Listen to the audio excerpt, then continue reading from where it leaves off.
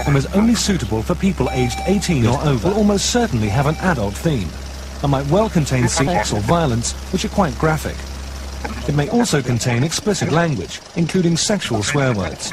Thanks for listening. But here's what his revelation comes to him. He's kind of got all this stuff, like touching, wiping, lowering of the animals. Not wiping, whipping. Yeah. Also not touching. I am dyslexic. I hope I'm not having like a stroke. Do it live! Fuck it! Do it live! And an atheist almost always becomes supporters of eugenics and abortion. A swine is hungry for nuts. Jesus hates him too. Satan is real. Being a Satanist is an open declaration of revolt against counterproductive received wisdom and mindless rogue tradition. Decapitate her head off. We're done. You're done. Obama! Welcome to the Godless Rebelution. Today is Sunday. Yes, not Monday. Sunday. We decided to be proper heathens. Monster drum. December 18th. We're recording on Sunday because we need to record our interview with Mr. Justin Schieber, who is not available on Monday when we typically record, and it just so happens that we were all available today. Yeah. Because it's Sunday, so we watched the Patriots beat the Broncos. Yay!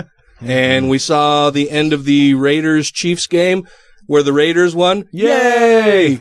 And then we talked about superheroes all afternoon. Fuck that. Did I say Raiders-Chiefs? It was Raiders-Chargers. Raiders-Chargers. I was thinking that the Chiefs also lost. So yes, that was and the also Chiefs good. lost, yes. Yeah. Denver, San Diego, and Kansas City all lost today. So AFC West was dominated by the Raiders today. Get Raiders! I wore a Packer shirt. Yay! How are they doing this year? They barely won today. I think I said 8-3 when I looked at the thing. Yeah, they're doing all right. Yeah, I'm very excited that my team, after 15 goddamn years, has a good season going. And I'm very excited that football is back on this fucking show. I'm very excited that football and you are back on the show. Thanks, man.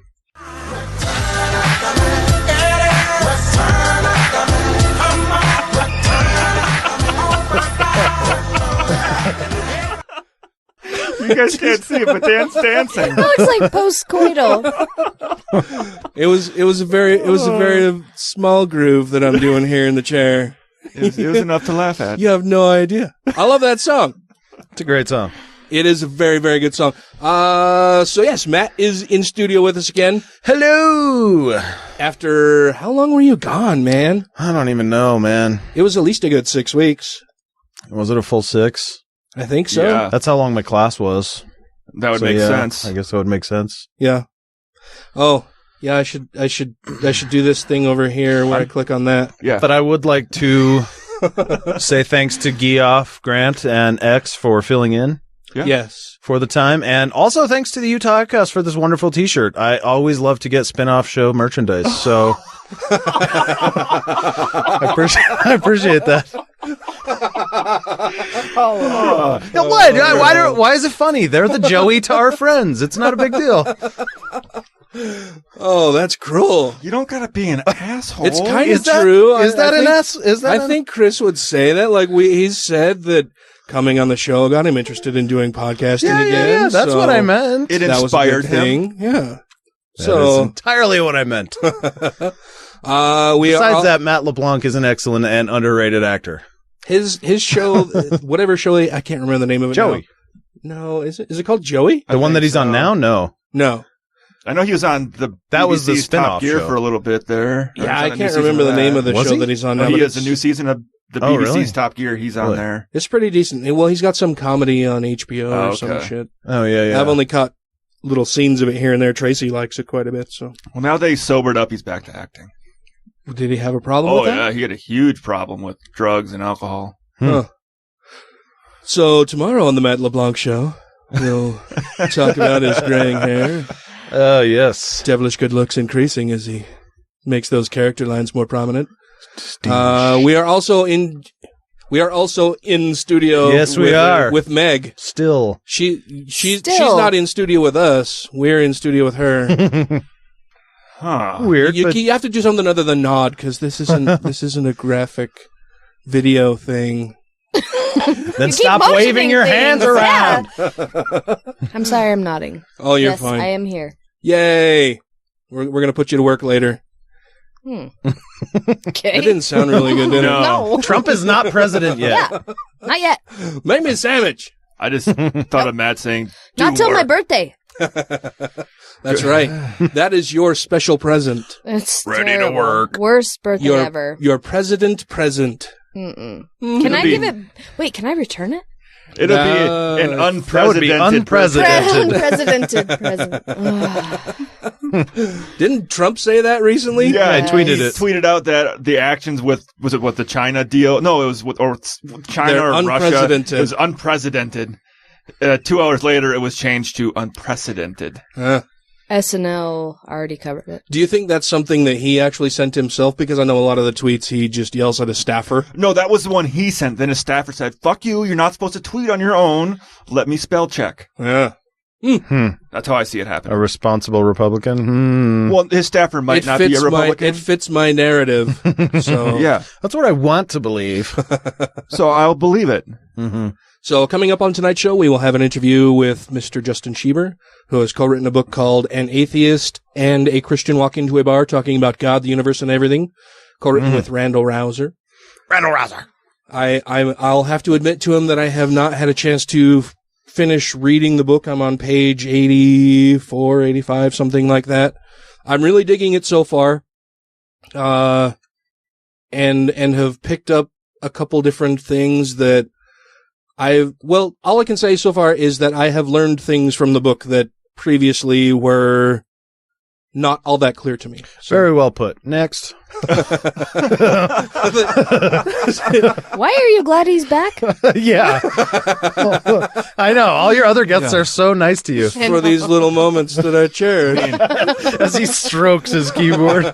Our ratings went up it's so soothing much. him somehow. Oh, God. I apologize to everybody. Oh, I should also mention, too, real quick, that last night part of the reason that I wasn't able to complete the book is because I had set aside a large chunk of time yesterday during the day to read it and ended up getting roped into prepping stuff for the Atheists of Utah party. And then had planned on, okay, well, that still leaves me some time where I can at least, read through a whole bunch of it when we get home after the party.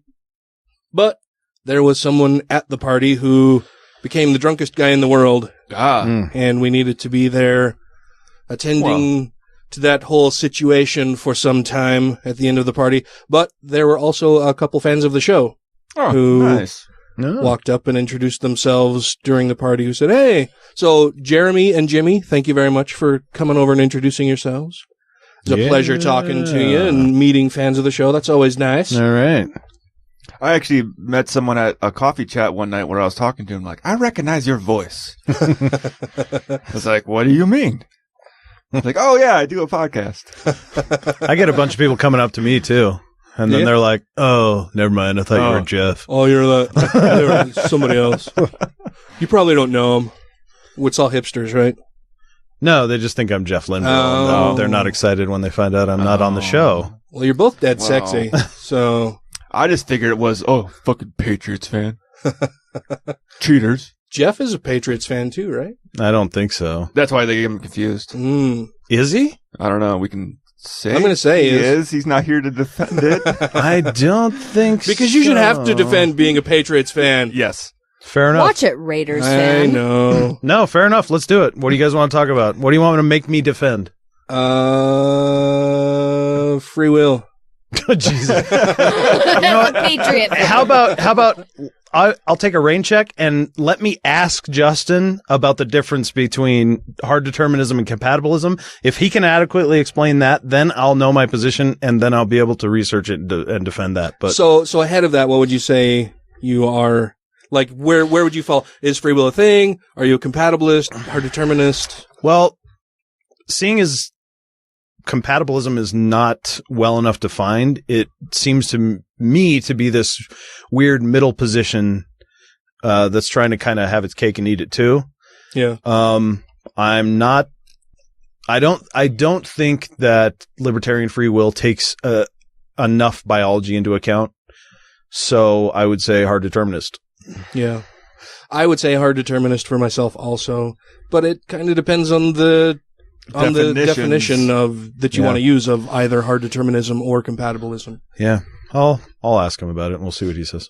Because there's a lot of different terms for it, and a lot of people have different definitions for it, and as he knows way more about it than I do. Yeah, well, and you can have a sense of and feel like you have free will, and I guess that's where I would say I would be a compatibilist, is if it really doesn't matter as far as your feeling about a thing and your actions, then yes, that would be my compatibilist view of things. Yeah, but then why call that a thing, right? I mean, if there isn't any substantial difference between what you feel is the case or what actually is happening, why would you make a separate category for what you're feeling? Why wouldn't you just call it what it is? Do you see what I mean? That's kind of where I'm. Yeah, and I think a lot of that has to do with the perceived implications of adopting a fully deterministic view of things. Mm. The moral implications that, if there is no free will, then everything is determined, and therefore there is no moral assignment to anything that you could do necessarily. Mm-hmm. I mean, you could condemn it as being morally wrong in the grander scheme of things, but you can't condemn the person for committing an immoral act, right, because they were determined to do that regardless, right? They had no free will to do otherwise. Yeah. So and that's conclusion, why I say I'm a compatibilist. Conclusion, Patriots are the number 1 seed in the AFC. Done. Okay. So moving on. What's been happening with you, man? Did you bring some stuff to chastise us about? No, I didn't. Oh. I have nothing prepared. It's because we are fantastic. We are an A+ show and don't need to improve on anything. All the shows were great. Yeah? Yeah, that's truth. Have you listened to all of them during your time off? I have not listened to the Danielle Moscato interview. That one is fantastic. But all the others, and yeah, they were good. Very good. You haven't heard the most recent one, but it hasn't been released to general public yet, so. Yeah. I was wondering that. You said it took you like 5 hours to edit, and then I'm like, where is it? So I missed 6 weeks, and now I'm general public, We have to maintain some semblance of a schedule. Yeah. So we typically release on Mondays. So it gives me currently it gives me a full week to record in between. People are used to episodes. routine, so if they look for our show to come out on a Monday, they're going to look for it on Monday. Oh, I look for it every day. Well, sorry. No, I have my thing set up to just go out and, like, all of the podcasts that I subscribe to, just go out and check the whole, every feed, just check it every day. So, I get that. I can do my deplorable of the week if you want me to. Yes. So, last week we had the preacher. So, I guess he's in our basket of deplorables. The preacher. And this week, I'm not sure what to name this guy, but we'll figure out the name for him, in a second here. Because this story, I got it from Raw Stories, and it comes from a comedian named John Laster, who was performing at a club in Chelsea, Manhattan. And he was performing a routine right after the election. He was a little pissed off about what was going on, and I'll say right off the bat, he's an African-American comedian. That's very crucial to the story. Mm-hmm. Oh, this sounds like it's going to go south. It is going to go south really quick. This is going to go to Alabama in really bad south. So after he went on stage and he kind of went on his rant for a little bit about Trump and going on about that kind of stuff, he got off the stage, went over to the bar, and went to have a drink. And that's when a man approached him. And this is what he told him. Man, you're really funny, and you're black. Since Trump won the election, there's a lot of Americans there's a lot of things Americans need to reconsider. We need to put that political correct stuff to bed. Now I should be able to call you the N-word. What? And he used the hard R. What? Now I should be able to call you a nigger because Donald Trump has been elected president of the United States? Yep. Hate crimes have gone up quite a bit. Well, are you... Well, I was going to say, after that, John Lester put that out there, and he later on posted on his Facebook wall, says, I spent the entire week disgusted that we have to deal with this and disgusted that I didn't break his jaw, and it's not an Alabama problem. because he's in New York, he's in Manhattan, and he's got a guy coming to him in Manhattan saying, well, now that Trump's elected, I'm allowed to call you whatever the fuck I want. Well, first thing is, it's sad that that's been accepted in places like Alabama as status quo. But But secondly, for over a year, we've been talking about Trump and his supporters for what they were. Racist assholes who've denied it the entire time. No, he's going to help the economy. He's the only one that can fix the national debt. He's going to get, he's going to get this back in shape and that back, right? Now that we can't do anything about it, we see the true colors, and it's exactly what we've been saying the whole time. They're racist fucking assholes. And they're emboldened by Trump to be able to go out in public and do this. I mean, right off the bat, his first comment saying, you're really funny, and you're black. And you're black. It's like, wow, I didn't expect a black man to be funny. I have overcome all of this to be funny. I'm funny despite of my blackness. But I gotta commend John Lasseter, despite all my racism, I think you're funny. Yeah. Right, that too, I approve of you. But weird that I could approve of a black man being funny. But the comedian John Lasseter, I gotta commend him for not breaking the guy's jaw in the moment, because I think sometimes you gotta be the better man in that situation. Does it say how he responded to this asshole? He just put that Facebook comment out about it. That read that last one where he's saying he wanted to break the guy's jaw, and he still does not know how this is going on. I'm curious to know what he did say to him. He didn't break his jaw, clearly, but what did he say? He doesn't say that. The only part of the conversation he gave was that part. Yeah. What can you say to something like that other than... drop your jaw and look at him like, are you fucking serious? I mean, you could say, all right, thanks, and walk away and just be like, what the fuck? From gathering what he said on Facebook, he might have been quite enraged at that moment anyways, so the best course of action for him might have been to be like, okay, I'm going to walk away from this. He was already heated after his coming off the stage, because this was right after Trump won. He was on stage as a black comedian, and he was venting on stage, and this guy comes up and says this to him. Good God. That's fucking... So there you have it. But it is exactly as Matt said. It's what we've been saying all along, and they've been denying this whole time. Oh no, we're not racist. That's not why we like Trump. Blah blah. And then you have this isn't the only case that we've heard about shit like this. No. It's not even one of, and it won't 50. Be the last. We hear hundreds of these cases lately. No. Yeah, it's just. And he hasn't even been sworn in as president yet. Nope. Right? Yeah, he's not even president yet. So I think this guy's going to go into our basket of deplorables as racist bar patron. I don't know. It would be great if we had his name. We don't have the guy's name. Apparently, the comedian decided not to stick around to get the guy's name, which I don't fault him for. We should publicly be shaming these people. Yeah.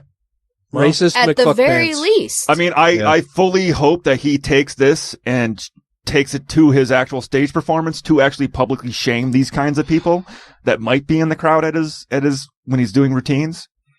Yeah, well, I think we all need to stand up and call people out like this for being racist. Yeah. There's no other word for that. That's a racist fucking thing to say. Yeah. Oh, yeah. It's not about being politically correct. It's being a fucking human being and knowing, maybe I shouldn't call this person a nigger because that has other connotations that are fucking horrible. Yeah. The fact that he thinks that nobody says the N-word because it's not PC is so fucking wrong that, I mean, it almost in itself explains the Trump voter. Yeah. That you think, because it's politically correct, now I can no longer say the N-word. No! That's not the point! That is not the point. How do you engage with people like that? I mean, at that level of assholery, how do you even respond to somebody like that to drive home the point that you may be a decent person otherwise, but what you just said was horrific? Yeah. I mean, is it just as simple as saying something like that? Every facet of their being. Who cares if they're decent everywhere else? I don't think they can be, can they? Well, I've thought about this, and I've thought, do you take it to the same level they are? Do you find something about them that they would find completely offensive if you called them out on it?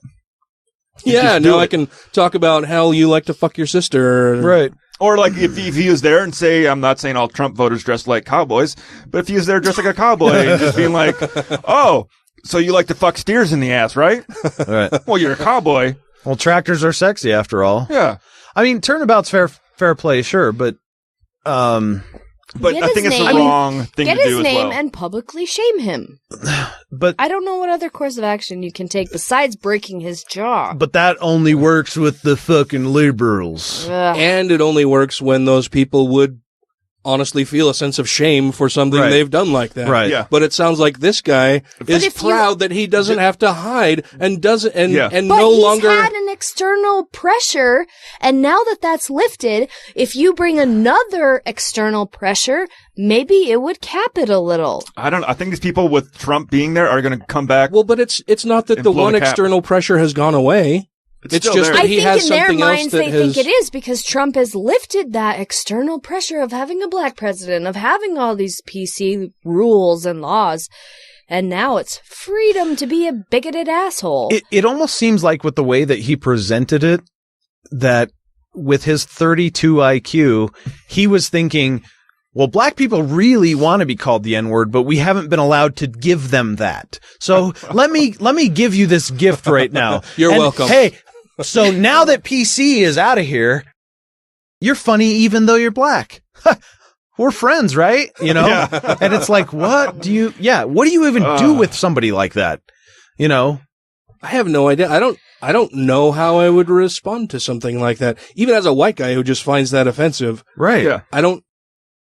But what's sad is that now, hearing these types of things, these are the types of situations that we need to mentally prepare ourselves for, right? Mm-hmm. There's this thing, I can't remember what the phenomenon or whatever terminology is used to refer to this specific thing, but it's that if you mentally prepare for a situation, you're more likely to follow through on what you've prepared to do, right? Yeah. So if you want to save yourself in the event of being hit by a car, you mentally run through different scenarios in your head of, if I'm in the road and a car is approaching, I will try to jump just before the car hits me, right? So I can bounce off of the windshield and or hood of the car versus potentially being dragged underneath the car. I just think I won't walk into the road. And so with the potentiality of you being hit by a vehicle, just the mental replaying of that or being mentally prepared for that type of thing and being prepared for that eventual scenario helps you survive that more than somebody who's never given it a thought in their life. So getting hit by a car is the equivalent mentally of Trump's presidency?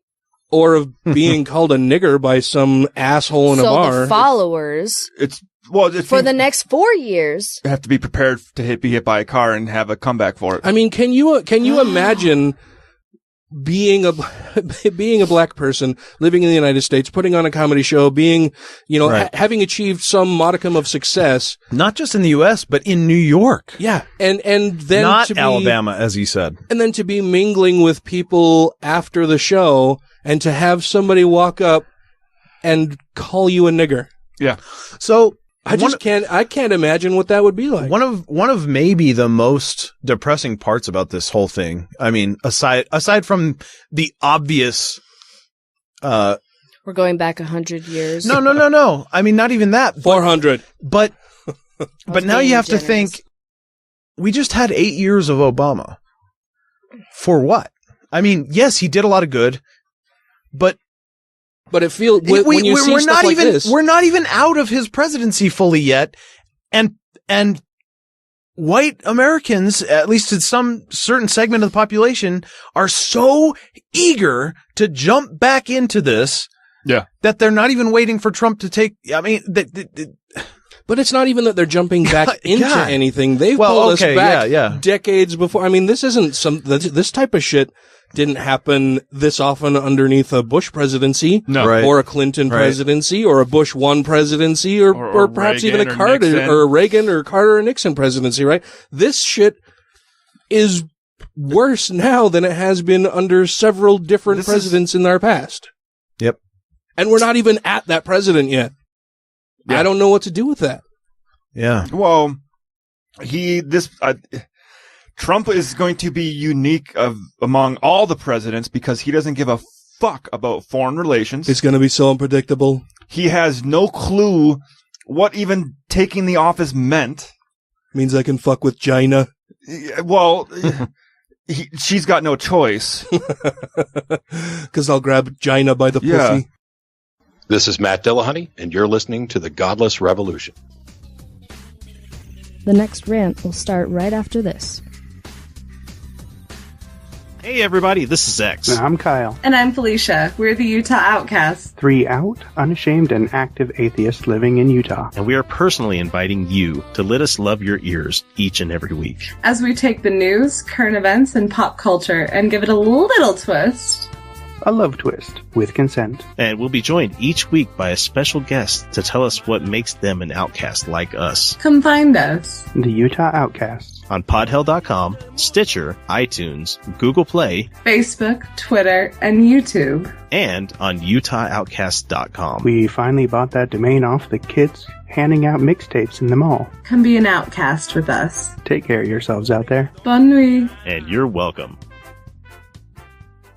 We common sense folk need to stick together. We do. We're all walking on eggshells. And over what? Words? Exactly. Words. They're just words. We have to examine the intent behind them. It's like we can't say anything anymore. I mean, first we couldn't say yellow. Then we couldn't say oriental. Next you're going to tell me we can't say ching chong. Yeah, you could never say that. So I had an idea a few weeks ago. I might try to do it. I might see about it.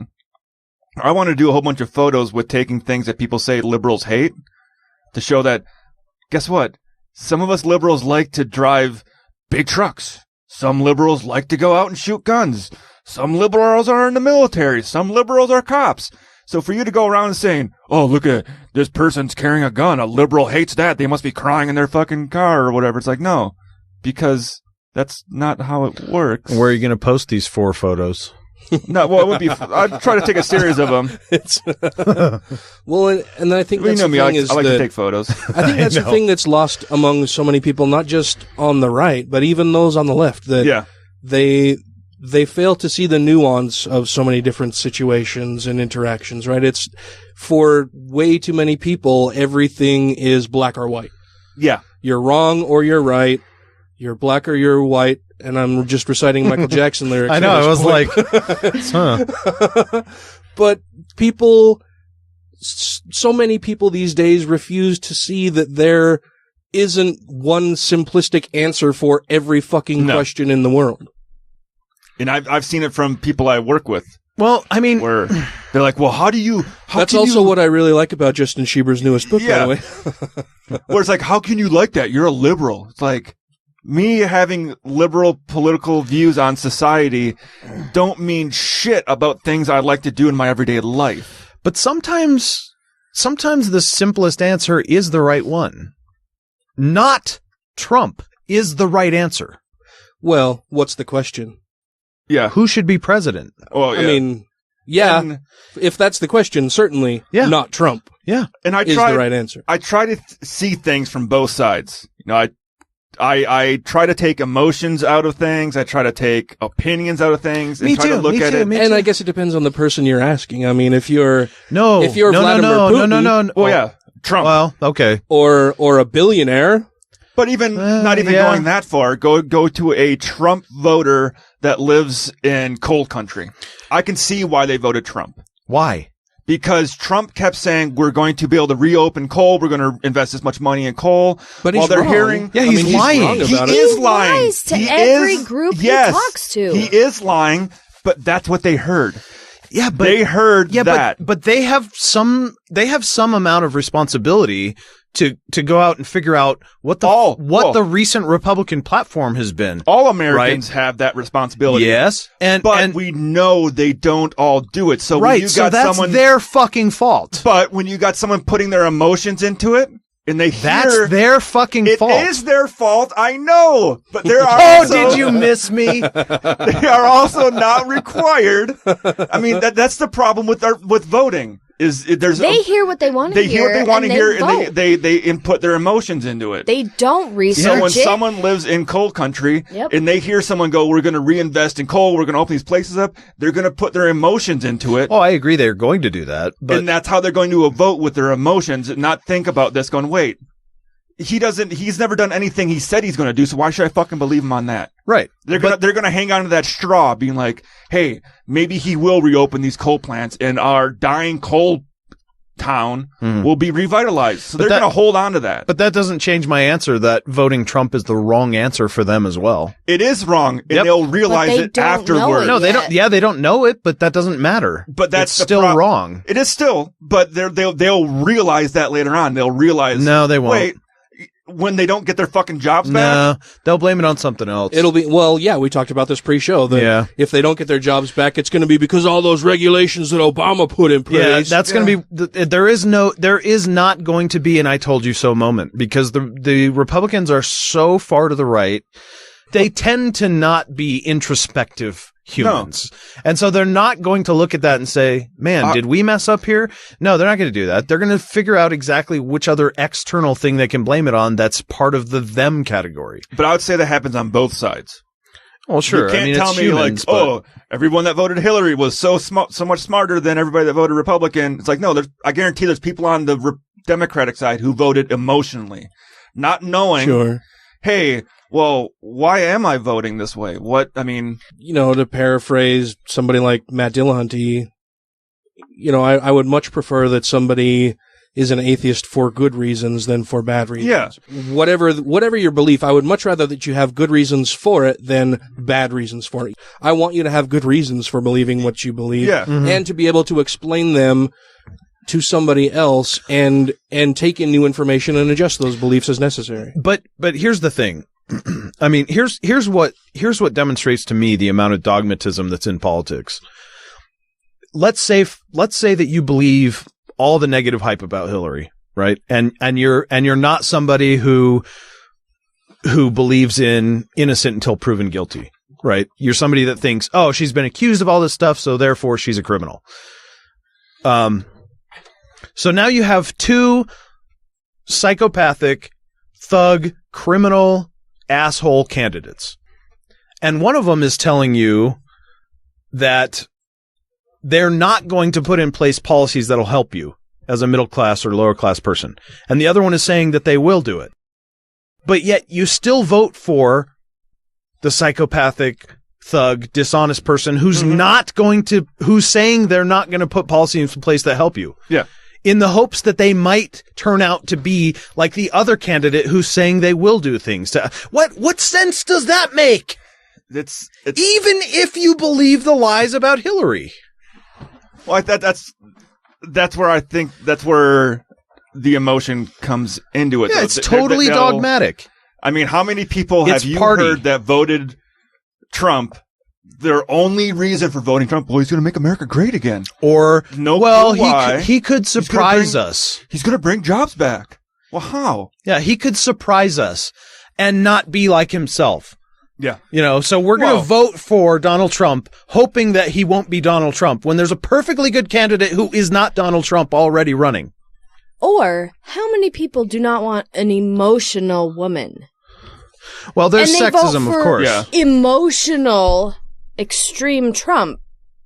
Right. What's strange when you said that, I thought to myself, I would put myself into the shoes of somebody on the right wing. Is there such a thing as a woman who's not emotional or overly emotional? But then their charge against Hillary Clinton was that she's so robotic. Yeah, right? That she's so unemotional. There was no way that she could win. No matter what she did. Right. That's what I'm saying. Extreme sexism was a huge factor. And there's no way Trump could lose no matter what he did. Mm-hmm. I'll go out to Fifth Avenue and shoot somebody in the face and I won't lose any voters. I volunteered to be that person. But I'm just saying, yeah, it's true. I mean, Hillary there's nothing she could have done to improve her position, and there's nothing Trump could have done to decrease his position. He did everything he could wrong to fuck up his run, and it didn't happen. It didn't matter. And Hillary did everything right politically. I mean, she was, and it didn't matter. Yeah, I mean, it's true. Who knows? It was a weird one. This was a weird one. Do we have anything happy we can talk about? No. Who cares? Who says we're negative? But God will make it right, Ryan. I can't think of anything at the moment. Did you have something in mind? No, I was just trying to calm Matt down. Oh, am I too upset for you. You've missed me, Ryan. I know. You're not used to having to. He's not desensitized anymore. Yeah. He's just started to recover, and now I haven't been yelled at in a while. Did I? Oh, sorry. No, you're good. We do have something. You want to switch chairs? I'll return your teddy bear next week. I forgot it this time. It better be cleaned. 2 weeks. Okay. It's gonna take some industrial strength cleaners. I have on order, but they won't be here in time for the next one. Why are you sitting like Yeah, that was weird. Because I'm trying to talk into the microphone, but look at you. I'm not used to having to look left. Okay. I can still hear you if you talk straight. But I like to look at people. We already had this conversation. I like to look at people when I talk to them. I don't remember that. And when he photographs them from his drone. Yeah. Yeah. Well, I look right at them in their eyes. They can't see mine. Oh, but. yeah, your weird eye contact with... Yeah, okay, I remember that now. But no, so... Just the SNL stuff. Well, Matt always comes with binders full I'm not Matt. of women. No, that's Romney. Sorry. Yeah, I was going to say stories. Oh, how about that? That Romney so did. when I saw Romney sitting at the table with Donald Trump, and there was that meme going around that I thought was fucking perfect. That was just. It's, Donald Trump there and Mitt Romney. Yeah. And it zooms in on Mitt Romney's face and it's just this pained grimace. And the subtext of it was, "My name is Reek," for everybody who watches Game of Thrones. That I thought that was beautiful. And when I heard that Donald Trump was talking to Mitt Romney, I thought there's no fucking way that he's going to give anything to Mitt Romney. No. This is just going to be Donald Trump's way of publicly humiliating him. Yeah. Yeah. Like, you came out so hard against me, Mitt. I'm going to publicly humiliate you. I will destroy you. I liked my Photoshop photo I did better, where Donald Trump's eating a baby and Mitt Romney has a pile of cash in front of him. I prefer the Reek one, just because, he didn't offer anything to Mitt Romney, and Mitt Romney still, so all during the election was saying how terrible Donald Trump would be for the nation. Yeah. Donald Trump wins the election, and Mitt Romney's like, well, maybe he can give me a cabinet position somewhere. Maybe Secretary of State. He wants to meet with me for Secretary of State. We're going to go to dinner. Oh, it's like a date. This is so wonderful. Yeah. And then... You get nothing. Yeah. Good day, sir. You lose. Is that how you saw You're that fired. happening? Yes. Yeah. Romney looked horrified. I don't think he looked horrified. Oh, I do. I think he was looked like... Are you fucking kidding He looked me? like Donald Trump was stuffing shit in his mouth and he needed to grin while swallowing it. Well, fuck Romney too, so Yeah. I don't care. I totally put you on the Thank you spot. very much. I know, I was not prepared. I'm very sorry. Well, you were pointing at your phone and I was like, oh, she's 'Cause I got was her pointing thing at queued up SNL and she's been talking about this and wanting to do. Yeah, you're right. I was unprepared. I'm sorry. No, you're totally fine. I'm sorry I put you on the spot like that. I'm not a professional podcaster like you guys. Thoroughly unprepared. You were thoroughly unprepared, and I feel bad. You were thoroughly prepared. Unprofessional prepared. You were Am I fired? unprecedented in that one. You're fired. You're fired. Yeah. Oh, yeah. You're fired. I didn't really watch that show very much. I have never seen an episode of it. I watched the first season. I'm familiar with Omarosa. Congratulations. The one black friend he has. Or No, Ben employs. Carson. I Maybe love he black owns. people. Have you ever met Omarosa? She's wonderful, fantastic. See, I have a black... Oh, and I think Works for the right price. It's is free. Kanye in his corner now? Because Yes. they're both Yes. extremely crude. Well, did you see Yes. what happened? Okay, so before Kanye went, Wait. Oh, you missed this? Wait. What? Let me catch you up on that. I'll start from the beginning. Let me start from the beginning. Everyone here knows that Kanye is planning a run for president in 2020, right? Well, there's that beginning. Yee! And then there's about 3 weeks ago, probably 4 weeks, maybe about a month ago. I'm just going to keep adding days to that one. Kanye was on stage after Trump won and went on a rant about how awesome Trump is and how Trump is now our president and shit after doing like 2 songs and walked off stage. Oh yeah. He had an epic rant on stage about Trump. Then people were booing him. He walked off stage, didn't even finish the show after doing like 2 songs. Now come to last week or 2 weeks ago when this shit comes out. Trump invites Kanye West to Trump Towers. We're talking about the same Kanye West who, while being filmed with Mike Myers, said that George W. Bush doesn't care about black people. Yeah. He went, he gave a glowing review of Donald Trump and his relationship to the black community, and he acted or at least to Donald how Trump. wonderful he is in general. And just like Donald Trump, people paid to come to a show and he didn't give them one. Wow. So Kanye shows up at the same time when Trump's saying, I'm too busy for security briefings. I'm too busy for this. I got so much to do, so much to consider. He spends an afternoon with Kanye West at Trump Towers. And mind you, when Kanye shows up, he shows up in black, like, sweatpants. He doesn't even, like, dress up for the occasion. That is dressing up for the occasion. He did have a gold necklace on. Yeah. But yeah, they had the photo. Well, no, it's like you show up to meet with even if he is a shitty president-elect, you think you'd dress for the occasion. Well, doesn't... Those are $8,000 sweatpants. Probably, Ryan. You know what? I wouldn't tell Oh, yeah, he doesn't have any money. No, he doesn't have any money. He went out begging for money online, like, oh, I need some money. He really did? Yeah. Yeah, he was complaining that he's flat broke and needed people to give him money. Yeah.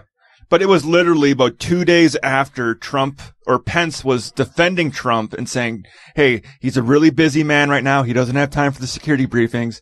Then he has meetings with Kanye West.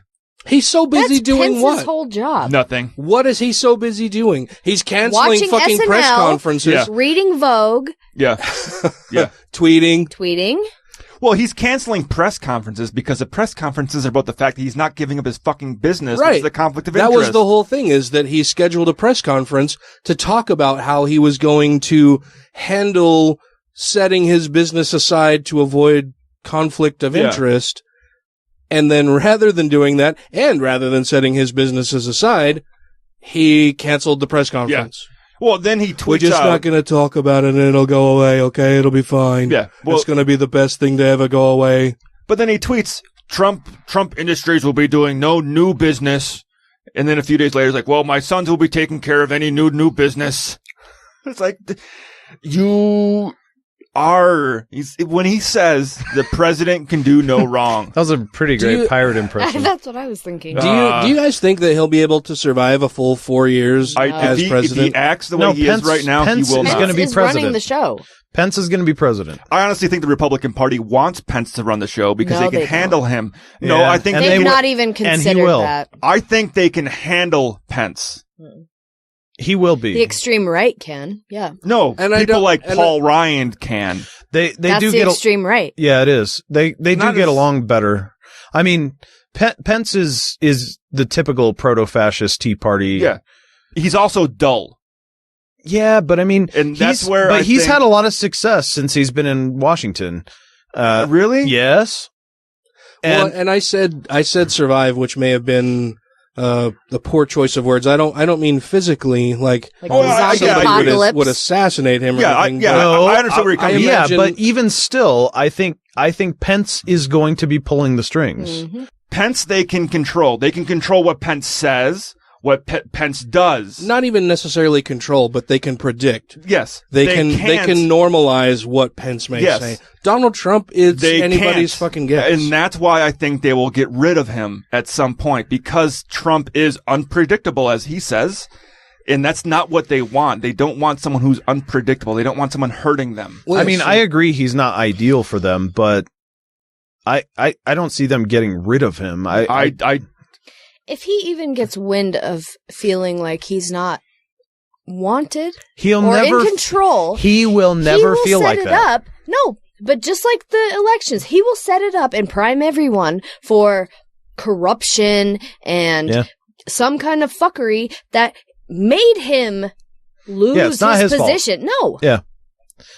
But even still, I mean, I'm saying I don't know that he can go a full term without being impeached. Well, without being impeached. By whom? Yeah. By the Republican Party, who knows that the more damage he does as president to the Republican brand will make it more difficult for them to be reelected. No, there's already big people in the Republican Party coming out against fucking Trump.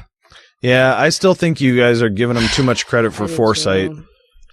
I think not Trump for giving foresight. too much credit for the Republicans. I think I'm not talking about foresight at all. This will be a reactionary thing, that he will cross the line enough that eventually even some Republicans will start freaking out about it, but and not will enough. say that we but not can't enough. have this continue because it's damaging the Republican brand and will make it that much more difficult for everybody else in Congress to be reelected when the time comes. But isn't that the platform and that we they need to said distance initially? ourselves from him? Isn't that the platform they said initially, that he was going to destroy it from the inside? Who said that? Well, Trump kind of said that a little bit. No, the supporters said that, He's not your typical politician. He's going to drain the swamp. He's going to shake things up. No, but I mean, were saying that the standard Republicans have been trying to distance themselves from Trump the entire time until they were forced to accept him as the nominee, and then the president-elect.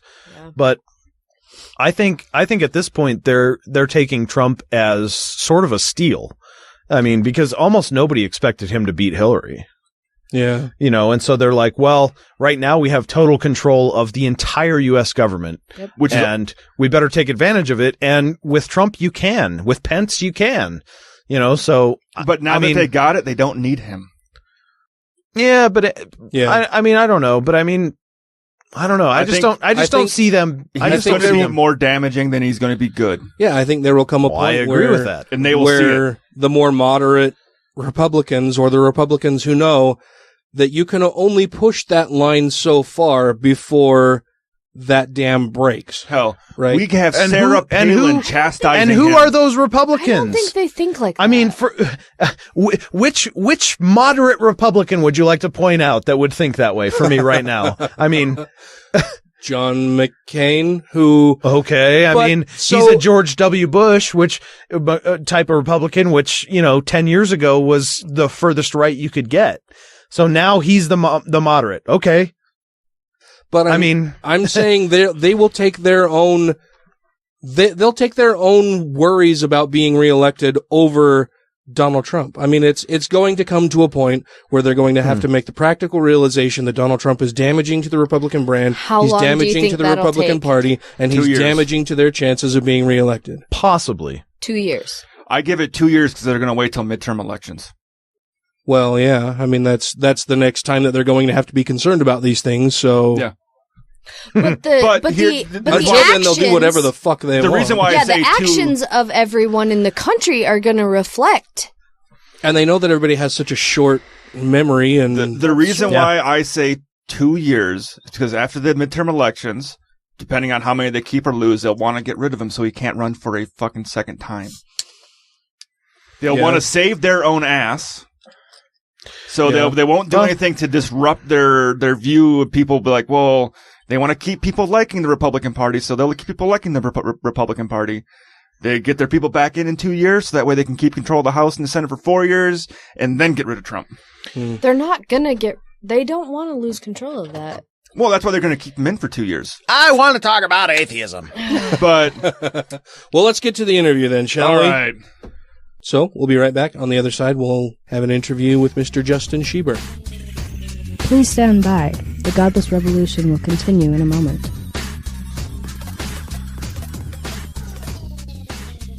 I am Jim Helton, Regional Director for American Atheists and President of the Tri-State Freethinkers, and you're listening to Godless Rebelution.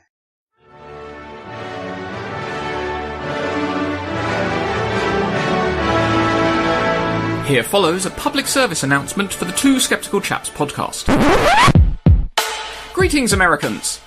Over here in London, we are well aware that not all of you are loud, xenophobic, racist, sexist, religious nuts. But many of your politicians who display these frightful traits seem to be quite popular. Particularly a certain wall-obsessed, small-handed, best-word-using, daughter-perving, war-inciting, candy-floss-headed clown. To those of you who choose to follow such balderdash, we strongly recommend not to listen to the Two Skeptical Chaps. It probably won't be your cup of tea. Otherwise, give us a listen.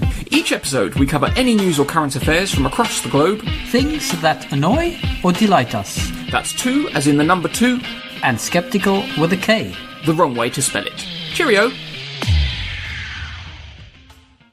This is Danielle Moscato, civil rights activist, trans woman extraordinaire, and public speaker.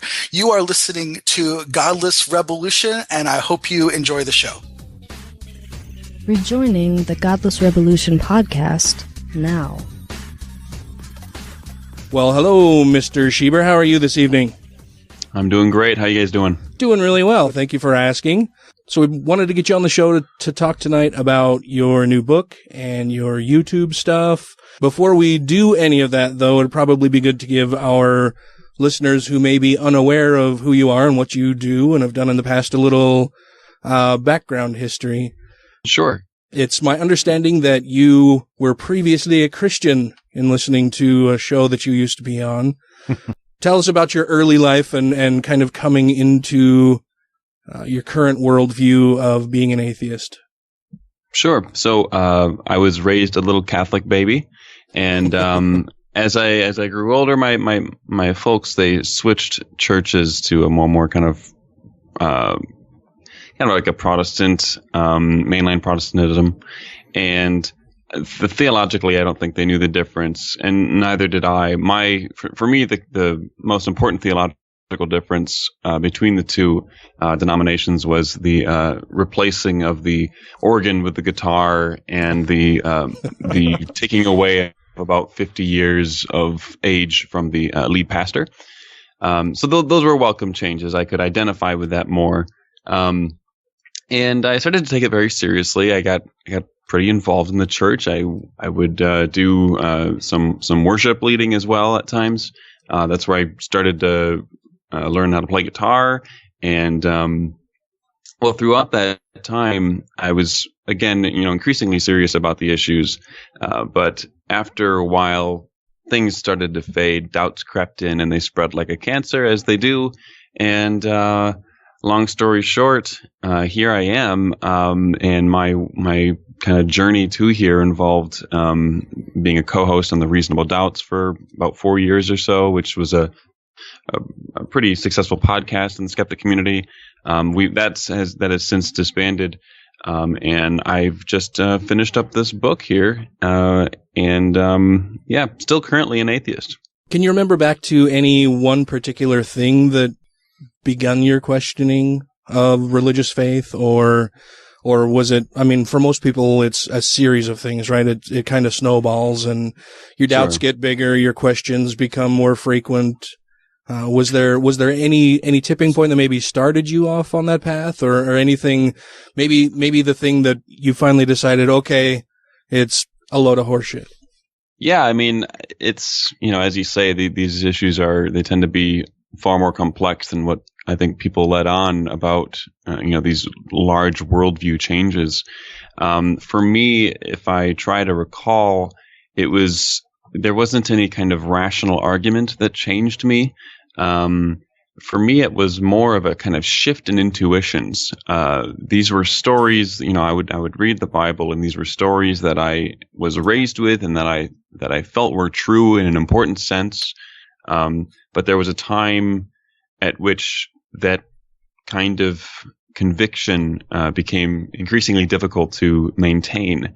I was having a hard time thinking that, the parting of the Red Sea happened in front of people like you and me with skin cells and who would get old and had to go to the bathroom, like real human beings. It just seemed like these were storybooks, right? Mm-hmm.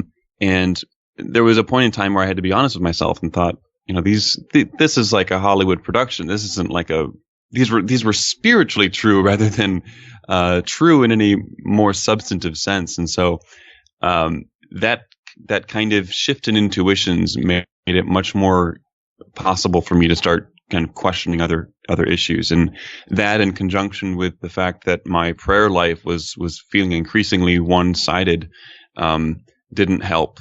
And so, I'm sure there was other factors, but those are two that kind of stick out to me as kind of shifting my trolley down the other track. Mm-hmm. And so, to the, onto the atheism track.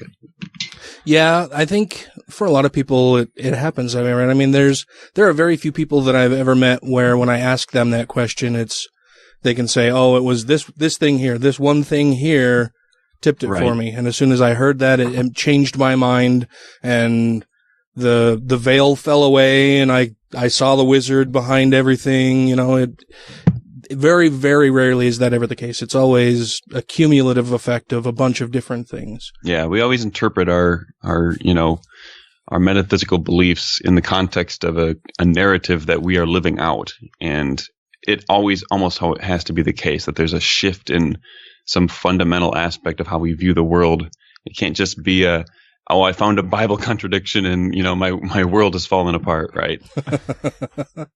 Well, and that leads me to talking about your book a little bit. One of the questions that I had, and that I think will be counterintuitive to a lot of the atheists that I know and encounter on a regular basis, and maybe even some of the people here in the studio. And I have to apologize and admit that I have not completed the book yet. I am on page 85, I believe. Page. Oh, okay. Yeah.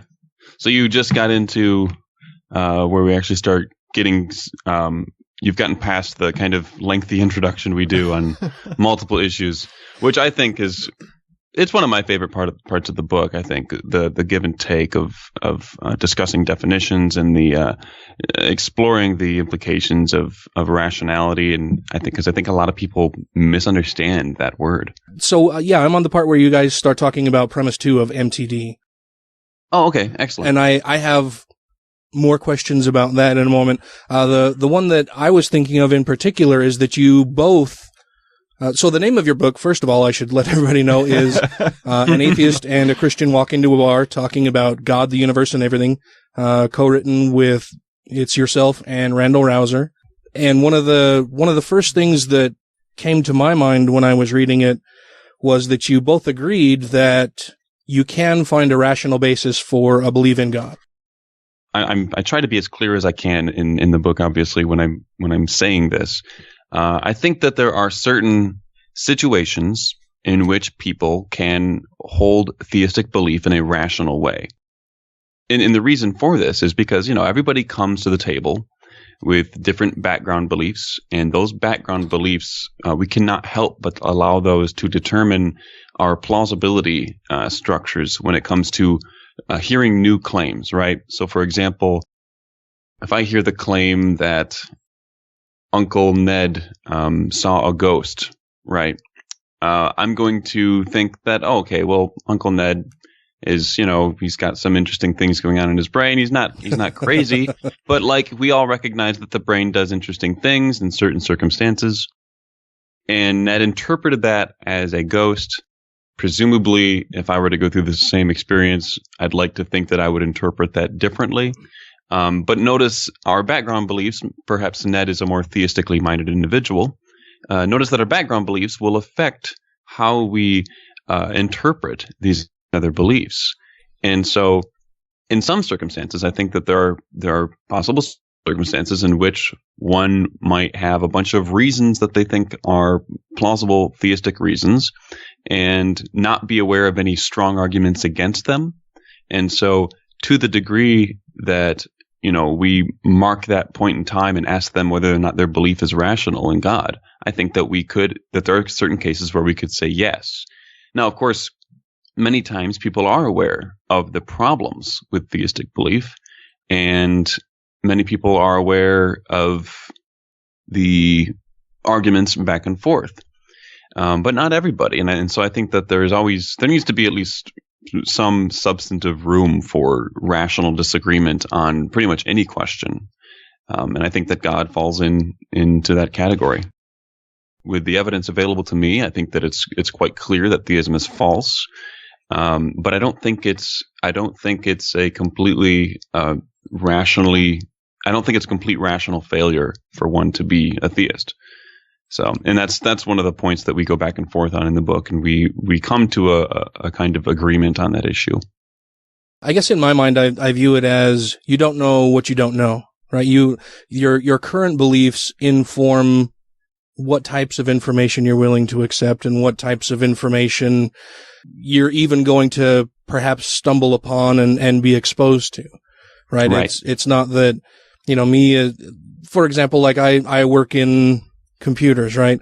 So I'm not going to one day all of a sudden stumble onto some medical breakthrough necessarily while I'm at work, right? It's a completely different realm of knowledge and belief in different things. And so if you have lived your entire life steeped in religion and don't even know that there are other arguments out there, and maybe I'm missing the point or simplifying it too much, but to me it's, if you don't even know that there are other things out there and all you've known is religion, it is completely rational to hold religious beliefs and to believe in a God, because that's all you even know about. There's no way to be irrational about something you aren't even aware of. Sure. Yeah, I think that's a big part of it. I think that, you laid out a story in which it would be plausible for someone to hold a rational theistic belief.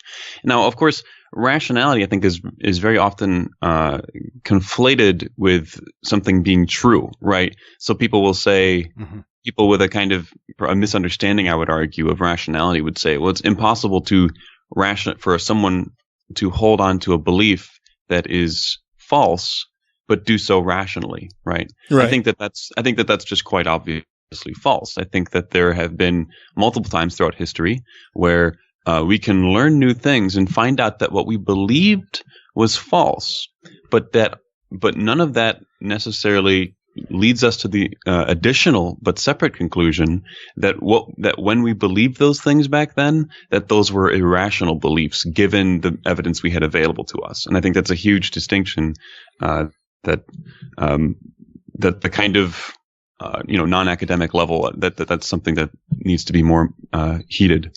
Yeah, I absolutely agree. I think people make that or get those things confused all of the time. There's a lot of confusion in that area that they don't seem to distinguish between the two, and I think it's important that they do. And I really appreciated that point in the book. When I first read it, I was like, when I first saw that you guys were both heading down the same path of saying that yes, it's rational to do that, my initial knee-jerk reaction as a fairly outspoken atheist was, no, it's not. That's ridiculous, and I can't believe that they would both agree on that, and I can't believe Justin's conceding that point. And then I think you laid it out very well and absolutely provided more information for me. I very much appreciated that. Yeah, to say that the kind of seeking after that kind of knee-jerk reaction, to say it wasn't intentional would be to be slightly dishonest of me. I like to, there are a number of points throughout the book that I challenge what I see as unfortunate tendencies in the broader atheist community that I look at, and I see these tendencies and they bother me. And so there's a few little pot shots I make in the book like that way. And so some are intended, to a provocateur. Yeah, some are intended, I think, as the one you raise here, that's intended to educate and I think get people to recognize that distinction, which is important. And then some are, more catty things about, using certain metaphors and as descriptions of God. For example, like the invisible pink unicorn, spaghetti monsters. I generally speaking, I think that a person's use of the spaghetti monster idea and their understanding of the issues involved in philosophy of religion, I think that generally those things are inversely proportional. And so those are the kind of trends that I see and that I get a bit annoyed by. It's the oversimplification of it, right? It's it's a number of things. It's the oversimplification for sure. And to be fair, of course, everyone does this. It's just that from my perspective, who's been kind of steeped in this stuff a while, I've gained, or I've perhaps shed some skin of patience on some of these issues. And so when Randal approached me about writing the book in a kind of dialogue form, I was like, oh yeah, this could be a really good, a great way to both get some of my ideas out there and interact in a civil way, and at the same time try and make some small inroads into what I see as common problems on my own side. And I think both Randal and I kind of make little jolts at our respective sides, things that we see happening that we wish were not the case. But nevertheless, how many people are going to read this book? Well, we hope to at least influence a few people to do so. Yeah. I think it has a lot of really great information in it, and I'm less than halfway through it so far. So, like I said, I've already learned a number of things in it.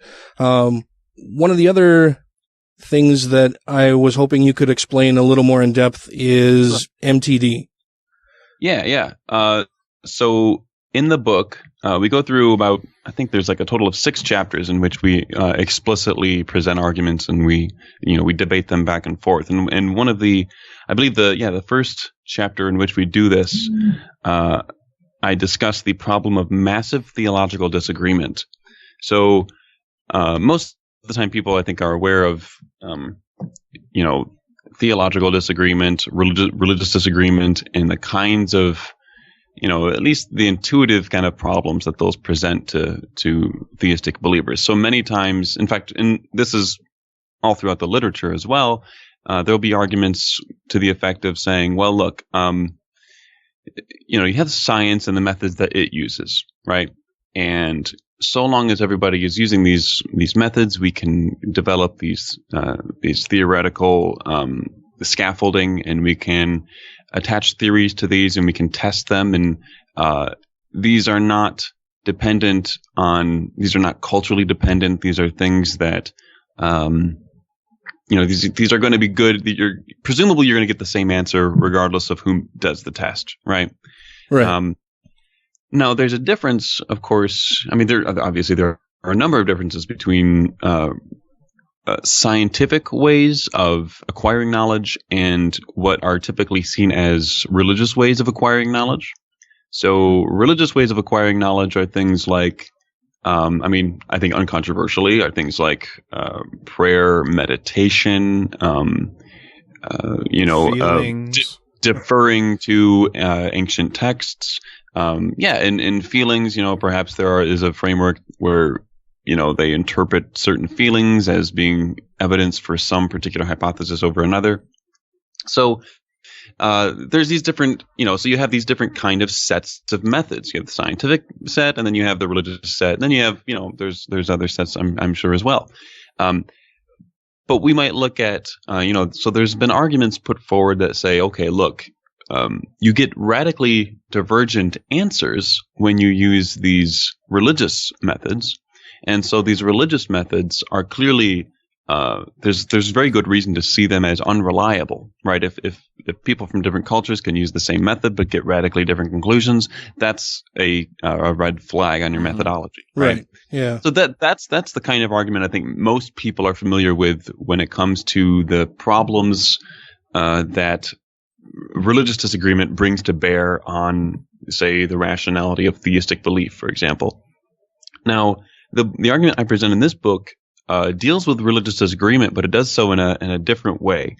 And I'm sure it's not original, but I at least came up with it for the book. But I'm sure it's published somewhere else. The general idea, I think it just seems too obvious for me to not have been advocated by someone. This is called the massive theological disagreement, the problem of it. So essentially, the way I lay out the argument to kind of get an intuitive grasp of what I'm presenting here is to imagine two tenants that live under the same landlord that rent separate housings.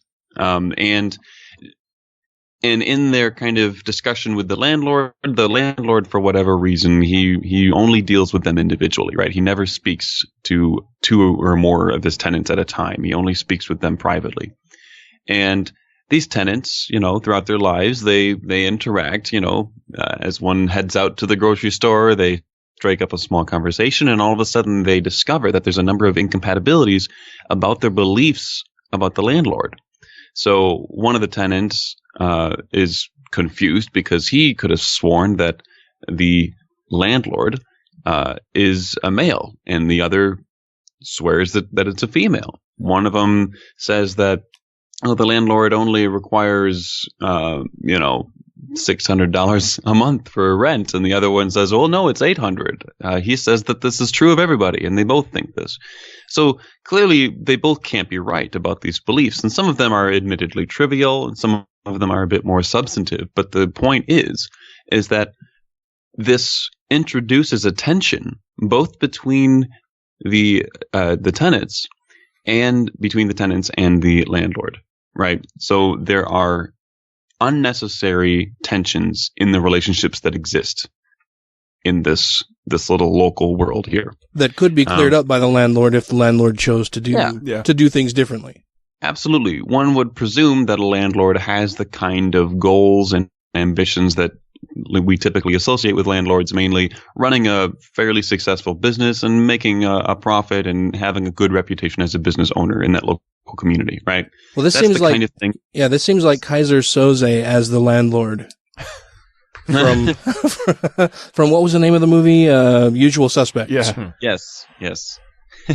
So you take that kind of analogy and you get the intuitive grasp of where I'm going with this, and you can make it even more in touch with the theistic story by reimagining the analogy as the two landlords, but now they're two twin brothers, right?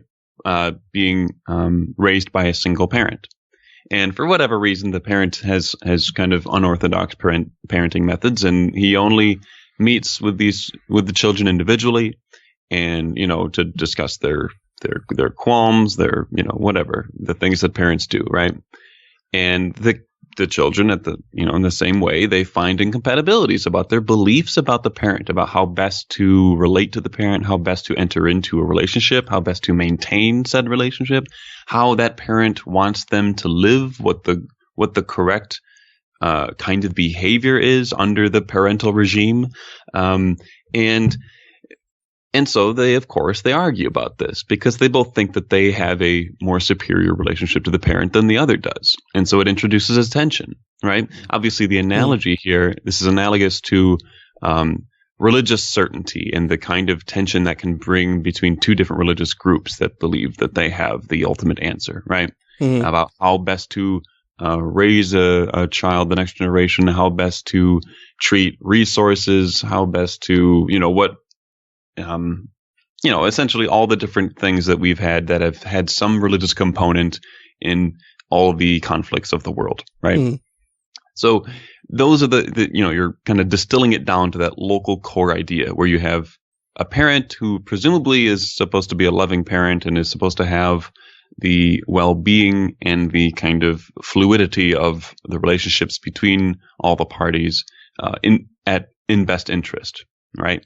And of course, the children might argue, but also we know that in the real world, sometimes these differences will simmer and boil and lead to violent conflict, right? So if the two children, if the two twin brothers start to wrestle in anger and they start shouting at each other and they get into physical fights because of their disagreements and they're so passionately sure of their interpretation of their parent that they start to do this. That not the exact step, even prior to that the parent should step in and make the proper corrections. Mm-hmm. Now, what's one of the values of this kind of argument is that it avoids one of the typical objections to a kind of hiddenness argument, right? So the hiddenness argument, they would say, well, look, these people that don't believe, perhaps, they're not being honest with themselves. They're not, they're suppressing the truth in their unrighteousness, right? Now that is a terrible response to the hiddenness argument for a number of reasons, right? But notice how it completely falls away, because notice that this argument, the religious disagreement argument, it's focused on the subset of religious persons that already are considering themselves as devout theists. So you take all the devout theists in the world who believe many different things. You have, all the different major Abrahamic religions, and then, any other kind of, lesser known views of theism that roughly match on to Western monotheism, right? You have all these different people, and you have all these different cultural forces of some substance that are constantly clashing in this way. And that is something that we should find surprising on the theistic hypothesis. In the same way that we should find it surprising when the parent just, refuses to correct any misunderstandings, even though their children are in the basement pummeling each other with their their Ninja Turtles cassette tapes or something. So, that's one of the rough arguments that I present in the book, and we go back and forth on it for a good length of pages here. But I find that argument to be pretty persuasive. Oh yeah. Yeah, I think it's a great argument. I think it's, and I think the way that it's presented in the book, like you said, clears away a lot of the nonsense that would otherwise be viewed as a good refutation of that by people on the religious side of things. So I think the way it's presented in the book is great. I appreciate the way that you put that in there. 40%, 45% of the American people believe literally in Adam and Eve. Believe literally that the world is only 6,000 years old. I mean, that's a shocking figure, and you can't duck out of it by saying, oh, sophisticated theologians don't believe it. Unfortunately, what sophisticated theologians believe isn't really relevant to what the majority of Christians do believe.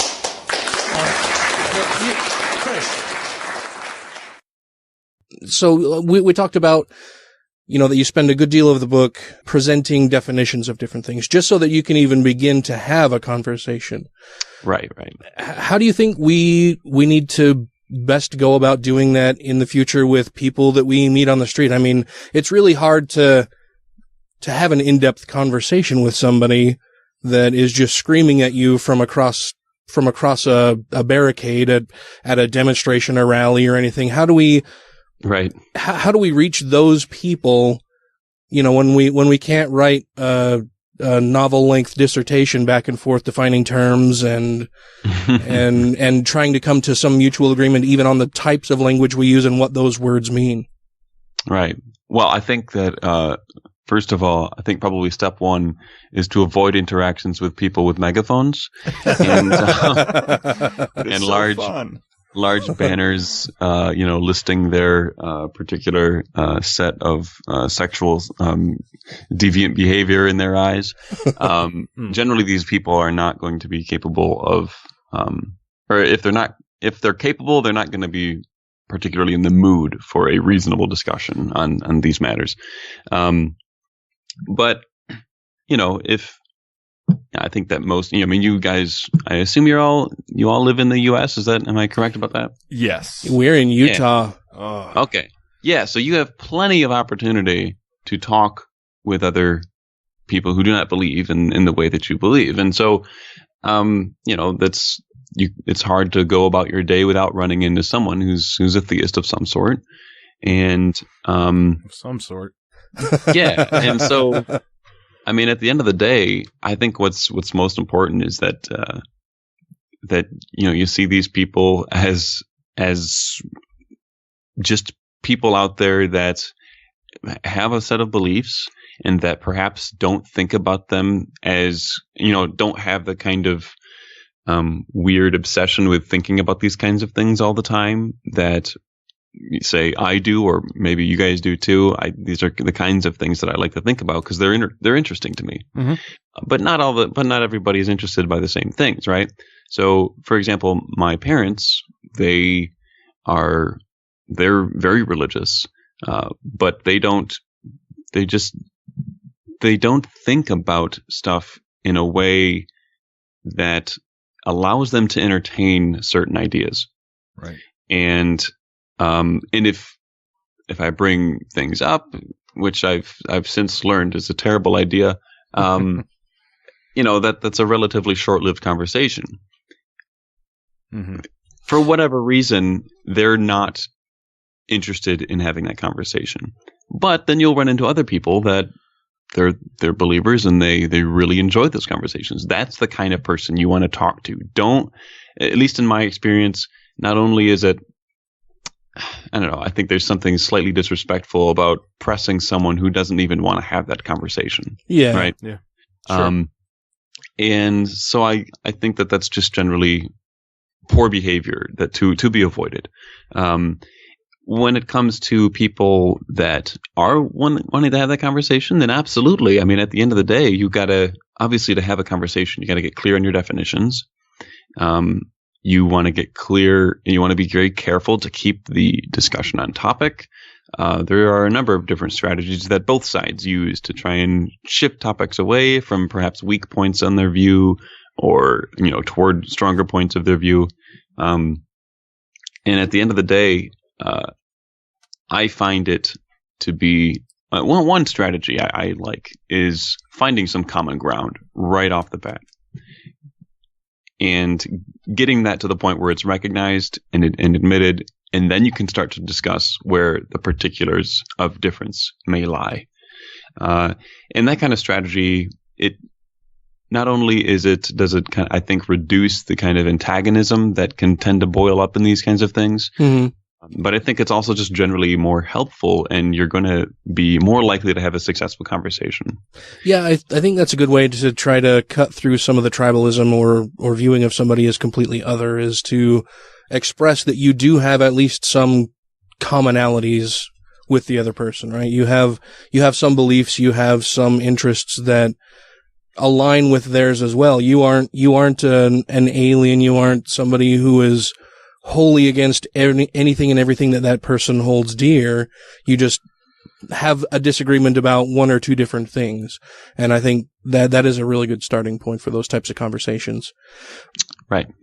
Now, you had mentioned that, not a lot of people put a lot of thought into these types of things, and you mentioned to, maybe avoid conversations with people with microphones or giant megaphones. Yeah, megaphones.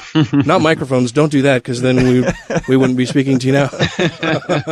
But and to avoid the people with the giant banners and stuff like that. And right.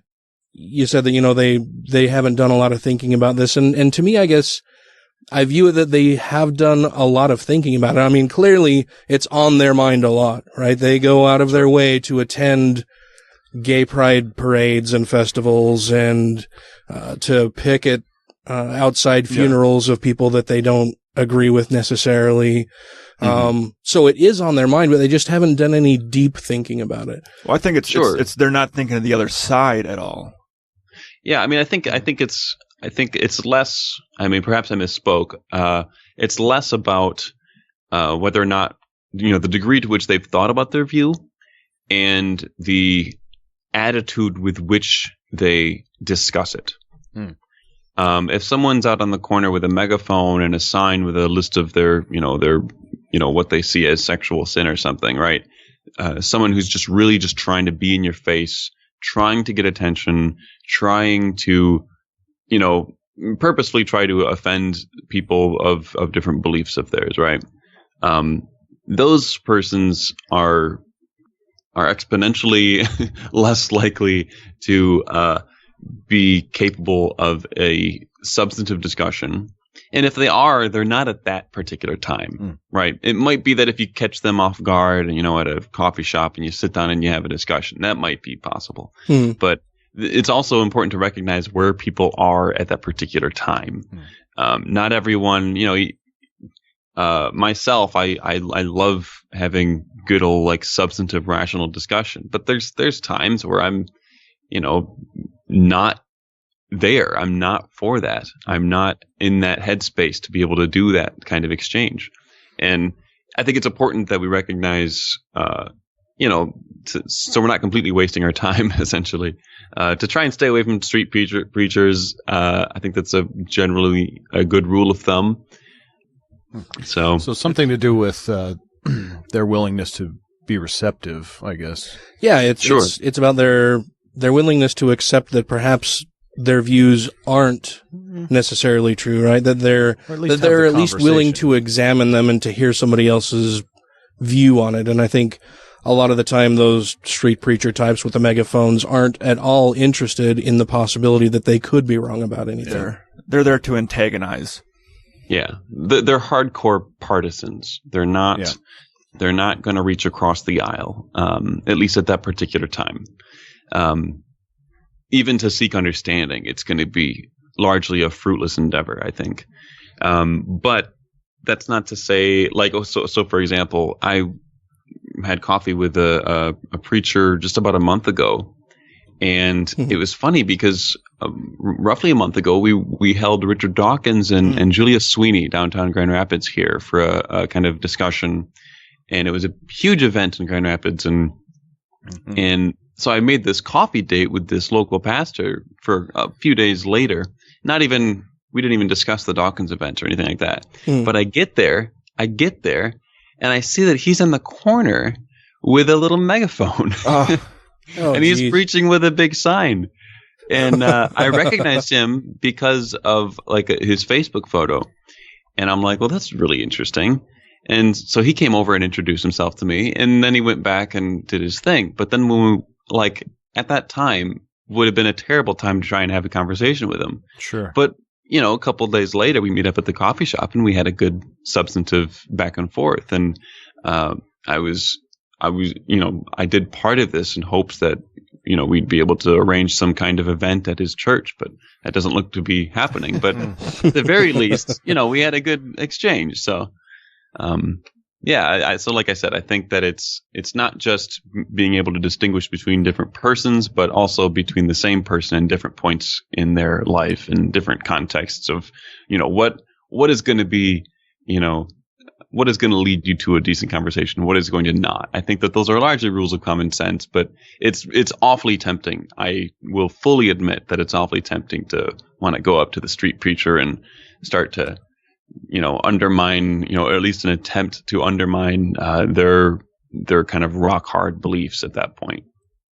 It's always entertaining when people do it. I mean, I get sick. Well, I wouldn't say always entertaining, but it can be very entertaining to see some people do that to try to get them off their game or just to real life troll them while they're holding their protest signs.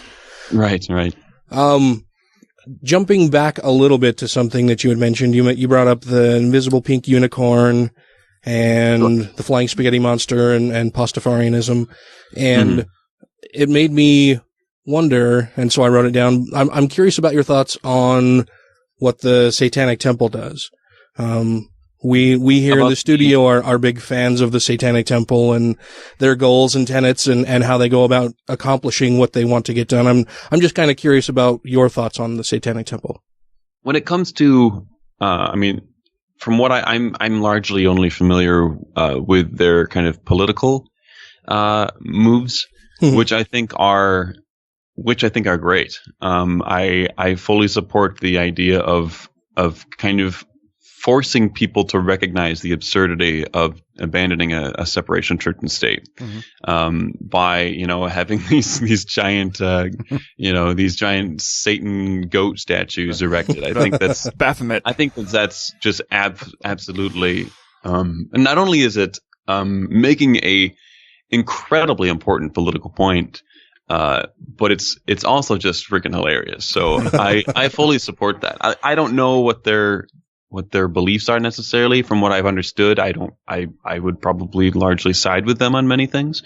I don't really know I'm largely ignorant about the kind of metaphysics of them, if they even have much of anything, or if they're just atheists with an interesting political agenda. Yeah, so, it's more of the latter. It's a non-theistic religion. Okay, where, that's what I figured. Yeah, where they don't hold belief in a literal Satan. They don't worship a goat-headed figure or anything like that. They're kind of like an ethical society with some archetypal figures that they hold dear, essentially. It's the use of Satan as the ultimate rebel. Sure. Okay. Against arbitrary authority. Yeah. It also serves a double purpose for them as well, because it allows them to sort of slip into the recognized religion category politically, which gives them greater leverage in the moves they're trying to make that way. Absolutely. So, yeah. No, I think it's a great strategy. I'm surprised that perhaps they've been doing this for a long time. I guess it's surprising that it seems to only be taking root now, with at least, or not taking root, but bringing about some fruits. Yeah. Mm-hmm. I think they got started in 2012. Yeah, that's well. I think it was before then, a little before then, but really kind of come to the forefront of media and so forth within the last few years. But well, and they're perfectly suited to fight back or provide a counterbalance to the notion of religious freedom. You know, when Christians use the argument of religious freedom to do basically whatever the fuck they want, you have the Satanic Temple step in and say, okay, well, you know, you want to limit regulations on abortion. You want to provide special privilege for different types of religion. Well, we are a religion also, so we will use the same religious freedom laws that you've enacted in order to cover yourselves to act as a counterbalance to providing religious privilege to certain types of Christianity or certain religions. Especially more recently with the abortion laws that certain states are trying to pass.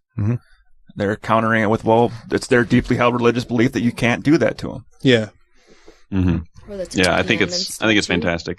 I want to jump back to the book for a second. Now I'm not sure if it's a subtitle exactly, but this quote, that too important to leave to angry polemicists.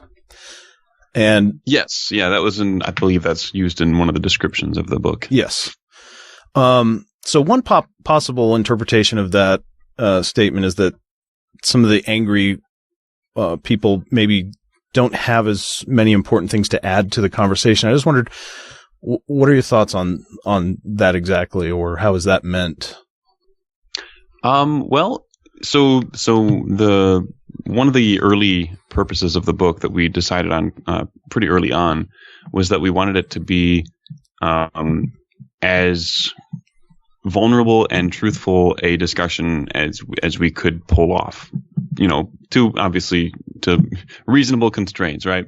And so we wanted it to be as open and taking seriously these issues as possible, and to try and shed as much kind of partisan attitudes as possible in doing so, because I think that not only does kind of more partisan approaches where you have an entire book written by one guy who doesn't really take seriously the best arguments from the other side. And that happens on both sides. I think everybody knows that. And I think, so for me, so we have like what we call a Christian apologist, right? Typically, we think of that as someone with the intent of convincing another person, and so they're going to use particular arguments and strategies to best fulfill that end. I think that that's of poor value philosophically. I think that when you get yourself into a mindset of a goal to convince another person rather than to explore the issue yourself in a more genuine way, that you are more likely going to be unintentionally perhaps, but nevertheless it will happen. You're more likely to be a victim of the most deepest and severe cognitive biases that'll drag you down. And I think that every time I read I shouldn't say every time, I wouldn't be able to cite the examples, but very many times that I read both apologetics books and what I would call atheistic apologetics books, this is a common tendency where the best arguments from the other side are perhaps not discussed or given a treatment that is not as is less than the treatment that it deserves. And that happens on both sides, like I said. And so we really wanted to try and do the opposite of that as to the degree as much as we could. I see. And so when we talk about, or when the book description talks about it's too important to leave to angry polemicists, that's kind of what I'm talking about. The anger, I think, is probably a bit hyperbole, but when it comes to polemicism, I think that it's rich and alive and well on both sides. Sure. And so we were just trying to, reduce that to the degree that was reasonable.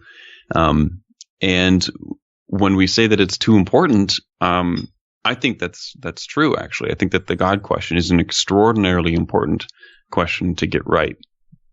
For a number of reasons. In the book, I actually argue that I would rather it be the case that classical theism be true, but that it's just not the case that the evidence delivers to me. And so, needless to say, I think it's important. I think that if theism were true, the world would be a radically different place, and it would be a better place. And I wish it were true, but it's not. And that's essentially the point of the book. So, do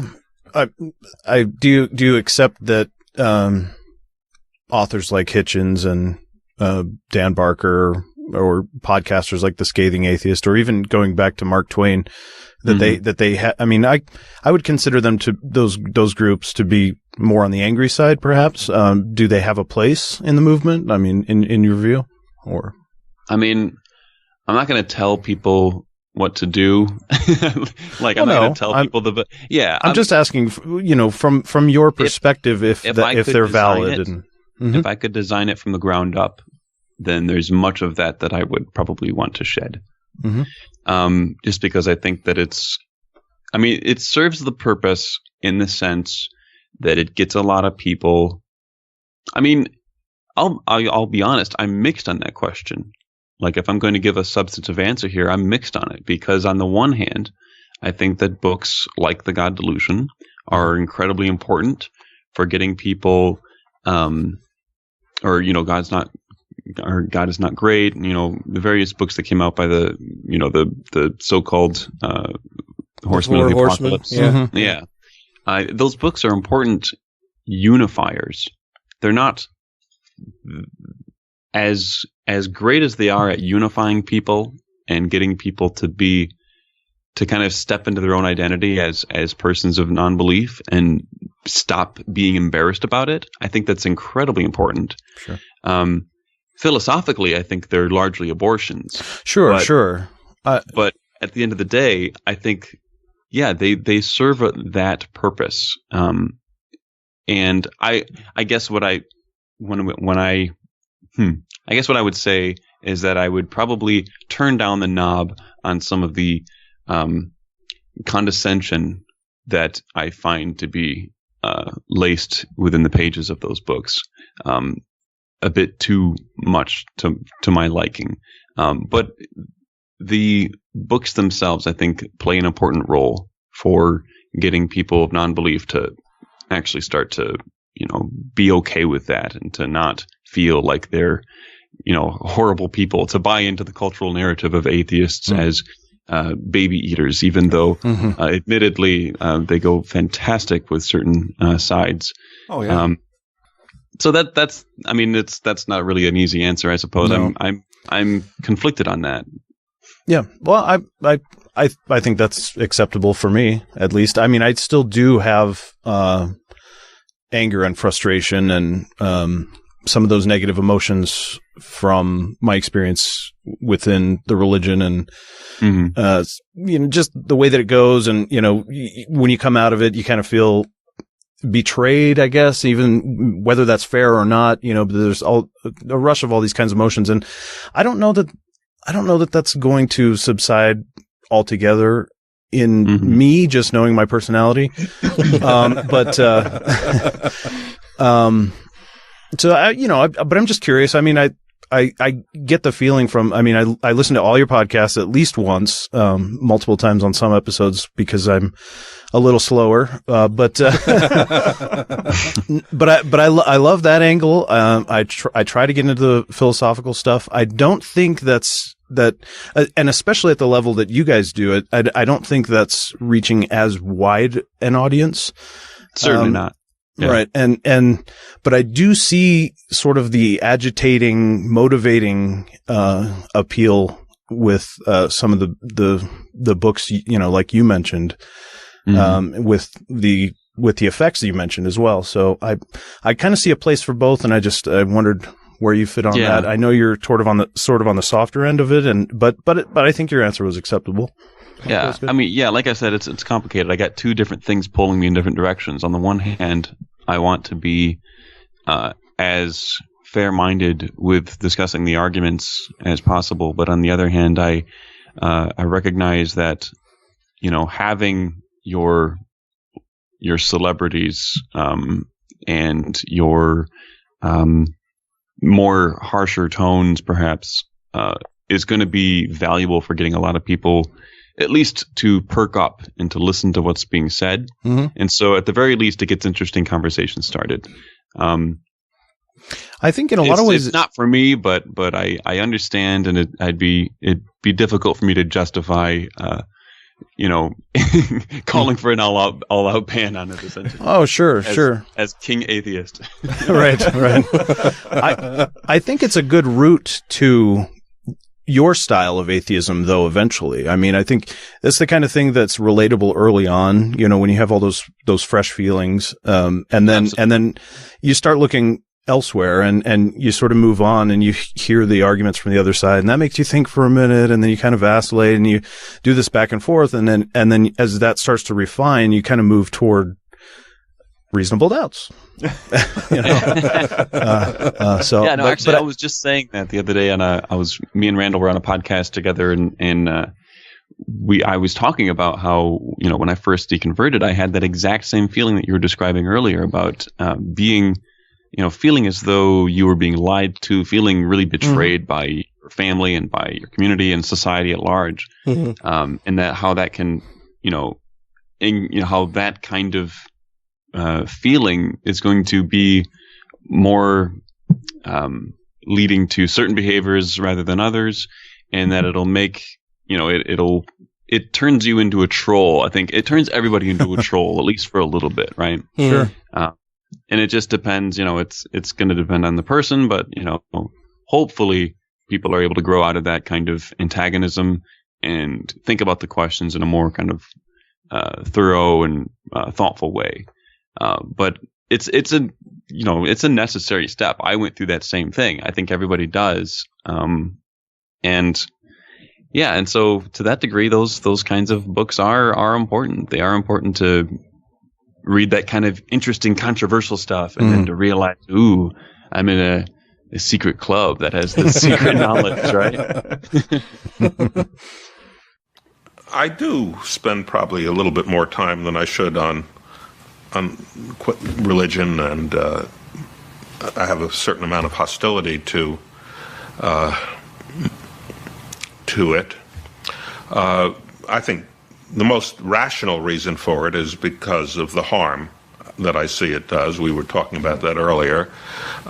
Many people do simply awful things out of sincere religious belief, not using religion as a cover, the way Saddam Hussein may have done, but really because they believe that this is what God wants them to do, going all the way back to Abraham being willing to sacrifice Isaac because God told him to do that.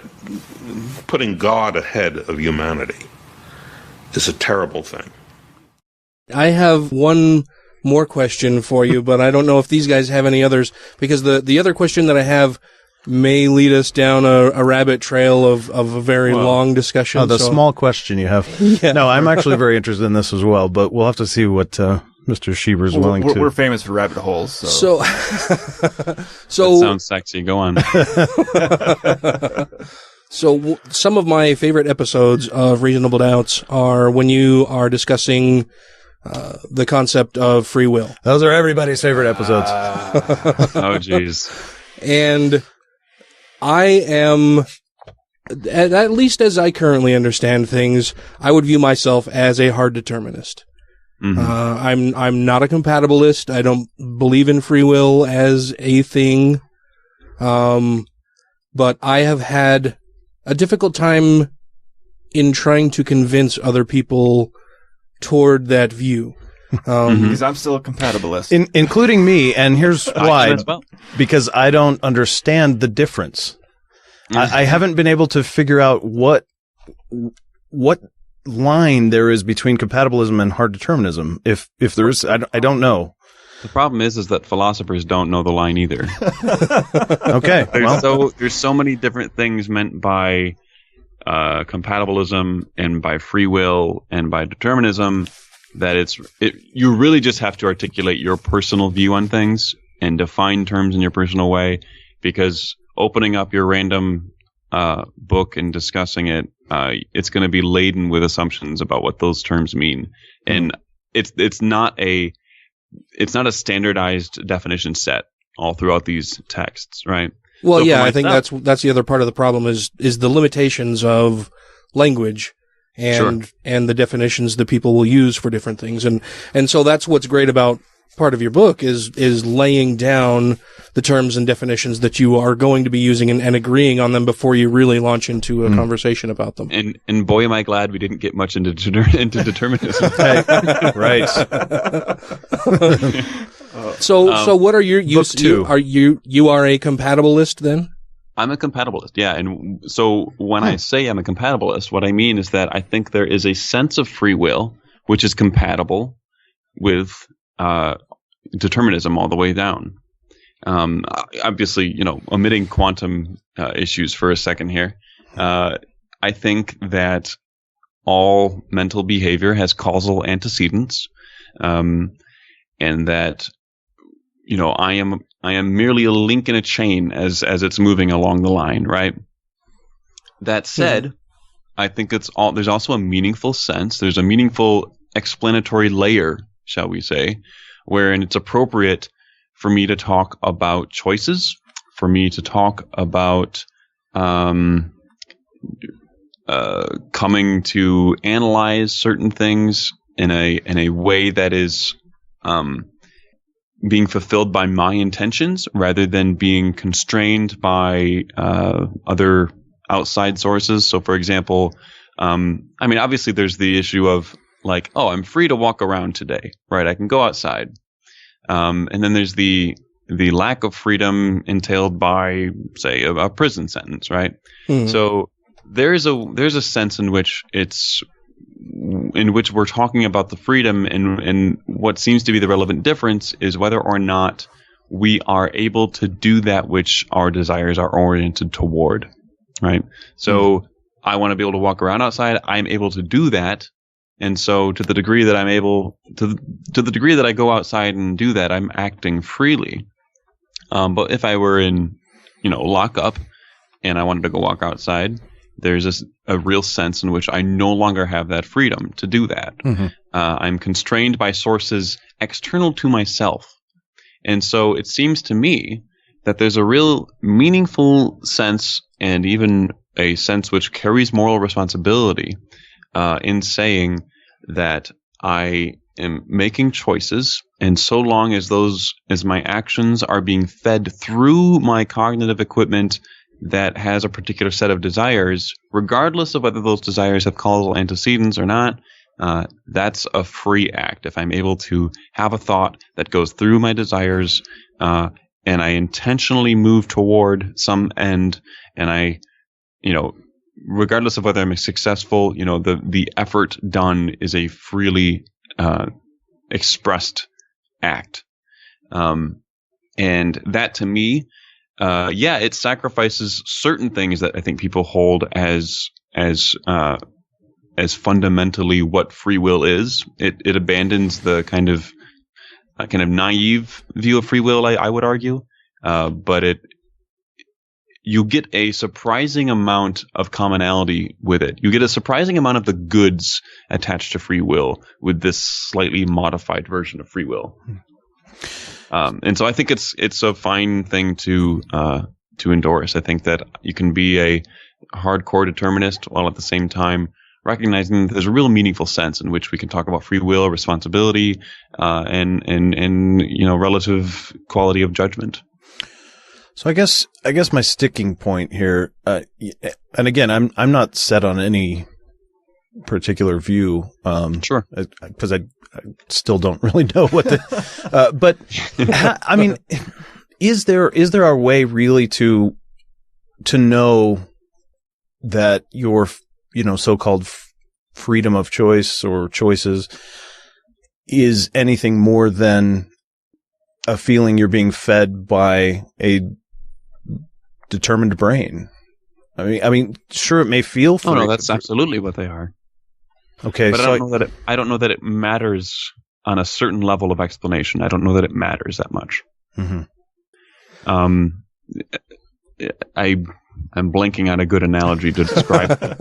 I may not be a good candidate. Well, and I mean, you mentioned the moral aspect of free will and holding people accountable for their actions, and I think so. You know, I've read Sam Harris's views on free will, read some of Dan Dennett's views on free will, and heard a few of their exchanges back and forth, heard or read a few of their exchanges back and forth on this, and Dennett would be, it's hard to even pin him down on how he views things. Yeah. He says that, In one of their, I actually recently listened to one of their interviews. Dennett, I largely endorse Dennett's view, but I'm a bit puzzled at times in the way, by the ways in which he describes it. Yes. Yes. And the ways in which he defends it, and as if we're losing nothing from the original core conception of the classical views of free will that people take for granted. He seems to be suggesting at times, and you know, this has been a while since I've really read his stuff, but he seems to be suggesting at times that he pays lip service to the idea that that what he's talking about with regard to free will isn't really what people think of free will as, but at the same time, he seems to be suggesting that like there's really no substantive difference, and that you can just as easily have his view. And I don't know. It seems like an odd maneuver he does at times, but when it comes down to the core stuff of what he believes, I accept it, and I think Sam Harris does too. It's just that Sam Harris doesn't think that we should be calling that free will. Yeah, it seems to me that from what I gather and can intuit from what I hear Dan Dennett saying about the subject of free will is that he seems to have some fear of saying that free will doesn't necessarily exist, and he seems very reluctant to buy into the concept, or at least admit the concept of hard determinism, because he's afraid of the moral implications of doing so. You know, he's afraid that if we were to say that there is no such thing as free will, then anything goes. You know, if I happen to murder somebody, if I rob something, if somebody or something, whatever I choose to do is A-okay, and you can't hold me personally accountable for doing that. And I think he knows that is not necessarily what anybody is saying, but he's afraid of making the claim for hard determinism because he's afraid of the moral implications and the views of people who aren't necessarily as informed and how they may view such a statement from him. Yeah, I think you're probably right in the moral implications issue. And it might, I don't know. It might be that he's worried about being misconstrued by people perhaps not as familiar with the issues as he. I guess I don't know. I mean, I adopt his view for the most part, but I'm not going to pretend to say that what I mean by free will is what most other people mean by free will, you know?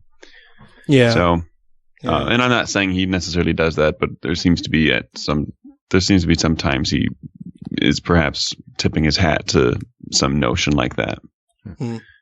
Yeah, I guess I can see that. Well, you have been incredibly generous with your time with us tonight. I thoroughly appreciate you coming on the show to talk about your book. Thanks for having me, guys. Oh, thank you. Definitely our pleasure. And gals. Thank you. Yes. Is there anything else that you would like to pitch before we let you go? I know that you are also doing, you've got your own YouTube channel. Yeah. I'm doing a YouTube channel by the name of Real Atheology. Typically what I'm doing on there is I'm just kind of discussing some contemporary philosophy of religion. And so, for people who find that kind of stuff interesting, I discuss a lot of stuff that I find particularly interesting, some insights that haven't necessarily made it into the popular debate. I at least seek to try and kind of bring some of that stuff out. I'm having a good time doing it. I'm not putting out as much as I would have liked, but now that I'm finished with the book, I will hopefully be churning more of those videos out. Excellent. Awesome. Well, we will certainly be tuning into them. Once again, thank you so much for joining us. I really, really appreciate it. Good luck with the book. An atheist and a Christian walk into a bar, go get it now. And I still say, listen to the Reasonable Doubts podcast. I know it's not going anymore, but it's still worth it. Honestly, I started re-listening to it again just within the past couple of weeks because, going back through the entire catalog. I haven't even caught up to where you actually joined the show. So. Yeah, I was listening. I was a huge fan before I was even on the show. I had no idea they were even local. So it was a bizarre experience. Anyway, it was a great show. Anybody who listens to our show and is at all interested in more philosophical and high-minded stuff besides what we typically do here should definitely check out. And we'll already know who he is. Probably. All right. Well, once again, thank you so much, Justin. Yes. I really appreciate it. And so generous. Yeah, thank you, guys. If you have questions, comments, concerns, compliments, corrections, or concepts for content, contact the show via email at godlessrebelution@gmail.com, by text or voicemail at 330-81-REBEL, or Twitter the twatter at TGI Podcast. Thanks, bitches.